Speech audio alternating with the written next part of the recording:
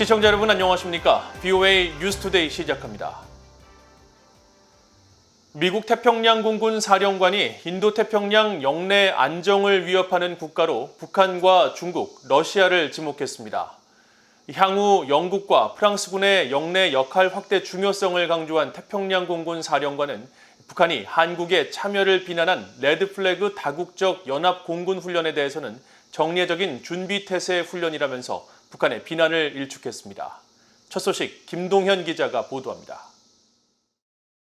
케네스 윌즈바흐 미국 태평양 공군 사령관은 3일 하와이에서 열린 전화기자회견에서 자유롭고 개방된 인도태평양을 원치 않는 영내 존재는 극소수라면서 러시아, 북한, 중국 공산당을 각각 거론했습니다.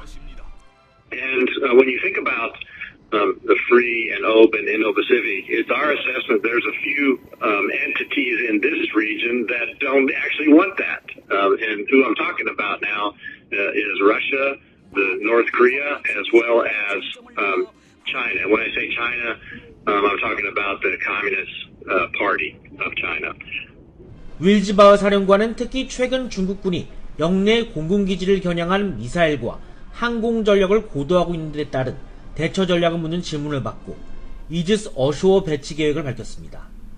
중국뿐 아니라 러시아와 북한 역시 비슷한 이유로 미사일 역량을 고도하고 있다는 점을 주지할 필요가 있다면서 이런 위협에 대처하기 위해 괌의 경우 고고도 미사일 방어 체계 사드와 패트리엇 체계에 이어 조만간 이지스 어쇼어를 배치할 것이라고 설명했습니다.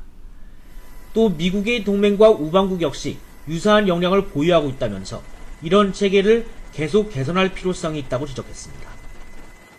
윌즈바흐 사령관은 이어 최근 한국군이 알래스카에서 열리는 연례 당국적 연합 공군 훈련인 레드플래그 참여 결정에 대한 북한의 비난에 대해서는 레드플래그는 영내 불안정을 야기하는 훈련이 아니라 준비 태세가 초점이라고 일축했습니다.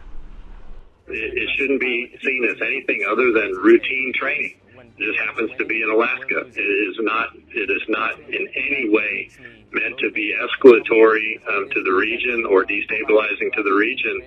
No, all it is meant to be is proficiency and readiness for Air Force crews.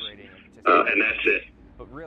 윌즈바흐 사령관은 또 바이든 행정부의 대북 정책 검토 완료와 관련해 어떤 전략적 변화가 있는지를 묻는 질문에는 트럼프 전 행정부 당시 시행 방식과 달라진 건 없다고 답변했습니다. 이어 최근 영국과 프랑스 해군의 영내 전개 증강에 대해 매우 고무적이라면서 최근 독일도 관심을 두는 건 중국의 위협에 대한 공감대가 있기 때문이라고 강조했습니다.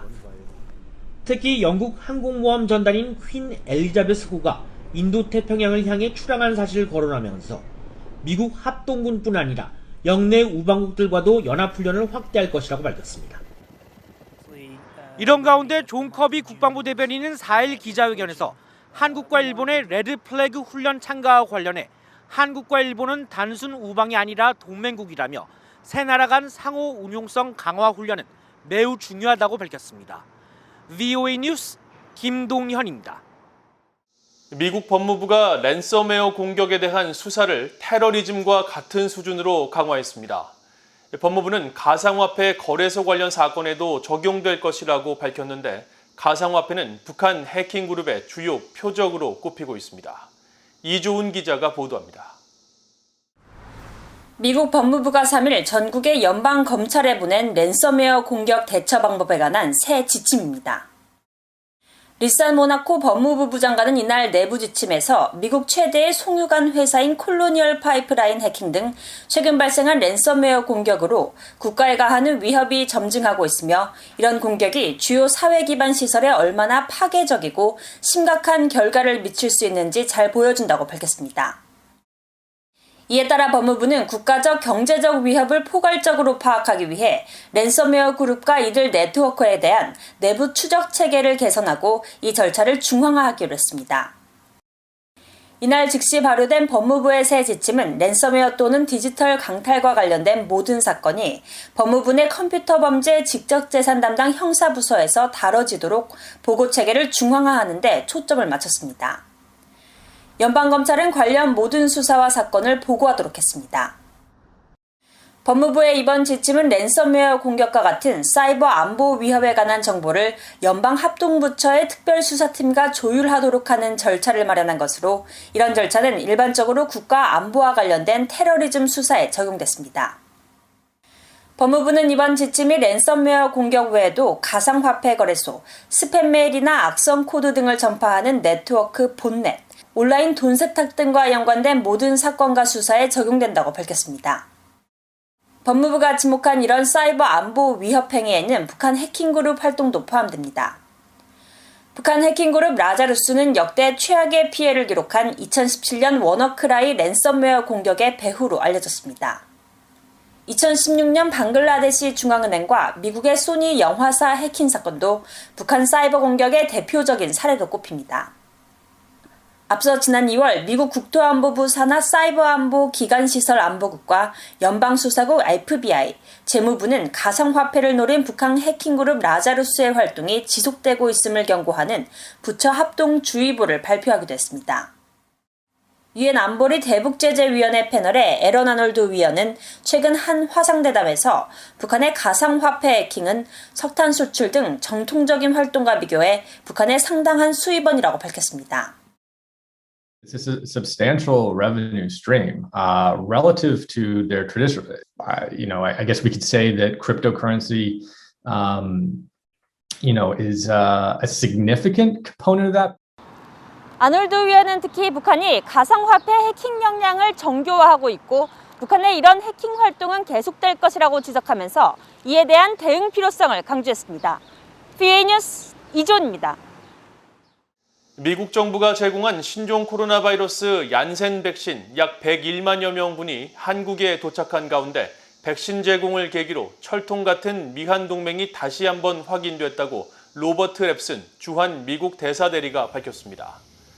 랩슨 대사대리는 5일 미국 정부가 제공한 백신이 도착한 한국 성남 서울공항에서 백신 지원이야말로 동맹이 해야 할 일이며 미한 동맹과 파트너십을 강하게 하는 것이라면서 이같이 말했습니다.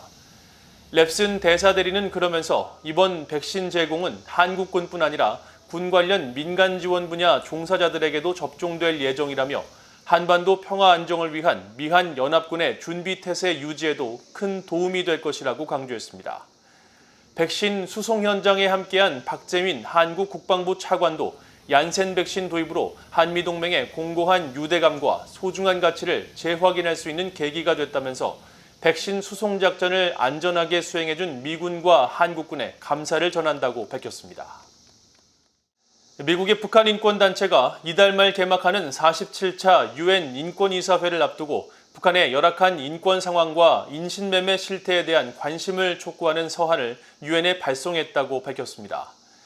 미국 북한인권위원회 HRNK는 3일 북한 여성과 어린이들에 대한 참혹한 인신매매 실상을 지적하고 국제사회에 관심을 촉구하는 서한을 시오반 뮬랄리 유엔 인신매매 특별보고관 앞으로 지난달 31일 발송했다며 서한 내용을 공개했습니다.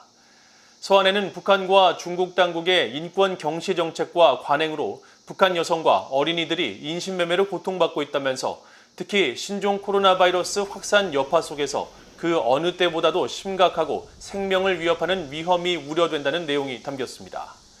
아울러 북한의 국내법은 북한 스스로 동의하고 가입한 국제 인권 의무를 위반하고 있고 정책과 관행 모두 반인도적 범죄로 이어지고 있다면서 앞으로 유엔 북한인권조사위원회 COI 보고서에 적시된 북한 인신매매 문제에 대한 후속 조치들을 유엔에서 볼 수 있게 되기를 바란다고 밝혔습니다. 미국 국무부는 미한 워킹그룹 유지와 관련해 남북협력에 대한 지지와 한국과의 조율 필요성을 거듭 재확인했습니다. 국무부 대변인실 관계자는 4일 미한 워킹그룹의 현재 상황과 성김 국무부 대북특별대표의 미국 측 대표 여부를 묻는 VOA의 질문에 미국은 남북협력을 지지하고 우리의 철통 같은 동맹의 일환으로 한국과 계속해서 긴밀히 협의할 것이라고 답했습니다.